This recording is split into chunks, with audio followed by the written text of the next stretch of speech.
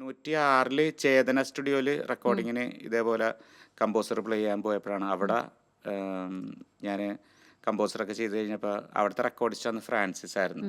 Francis sir K T Francis.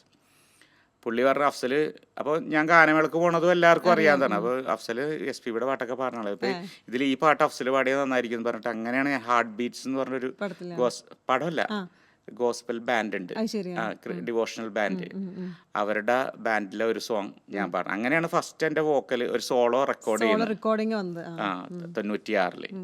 പിന്നെ അതിന് ശേഷം മോഹൻ സിത്താര സാറിന്റെ അത് പിന്നെ ഫിലിം വന്നത് 2000-ലാണ്. പിന്നെ 4 വർഷം കഴിഞ്ഞിട്ടാണ് വന്നത്. അപ്പൊ ഞാൻ പറഞ്ഞില്ല, അതിലൊന്നും വലിയ കാര്യമൊന്നുമില്ല. ഇടക്ക് കോറസ് പാടണം, ഇടക്ക് ട്രാക്ക് പാടണം, ഇടക്ക് എന്തെങ്കിലും ഒരു 4 വരി എന്തെങ്കിലും പോർഷൻ പാടണം, അങ്ങനെയൊക്കെ ഉണ്ടായിരുന്നുള്ളൂ. അത് ഈ പറഞ്ഞവര് അന്നൊന്നും ഈ പറഞ്ഞ പോലെ സിനിമയിൽ പാടണം ആഗ്രഹങ്ങൾ അങ്ങനെ വലുതായിട്ട് ഇങ്ങനെ ഉള്ളിൽ കൊണ്ട് നടന്നിട്ടൊന്നുമില്ല. ഞാൻ അവസരങ്ങൾ കിട്ടണ നന്നായിട്ട് അത് ചെയ്യുമായിരുന്നു എന്നുള്ളതാണ്. കാരണം ഫുൾ ടൈം മ്യൂസിക്കിലാണ്. അപ്പൊ വീട്ടിൽ കുറവാണ്. ശരിക്കും പറഞ്ഞ കാലത്തെ 9 മണിക്ക് സ്റ്റുഡിയോയിൽ വന്നു കഴിഞ്ഞാൽ ഫുൾ ടൈം സ്റ്റുഡിയോ തന്നെ. അത് ഇങ്ങനെ ഡെയിലി റെക്കോർഡിങ്സ് ആയപ്പോൾ ശരിക്കും പറഞ്ഞ മാസം ഫുൾ ഡേ 30 ദിവസം റെക്കോർഡിങ്. ഒരു ജോലിക്ക് പോണ പോലെ തന്നെയാണ് അത്. ജോലിക്ക് പോകുന്ന ആൾക്കാർക്ക് ശനി ഞായറും ഒഴിവുണ്ടാവും. ഇത് അതുമില്ല നമുക്ക്. കാരണം ചിലപ്പോൾ ശനിയാഴ്ച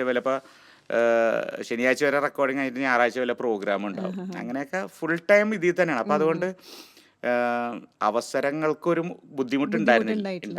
ഏതെങ്കിലും വിധേന എന്തെങ്കിലുമൊക്കെ ഉണ്ടാവും.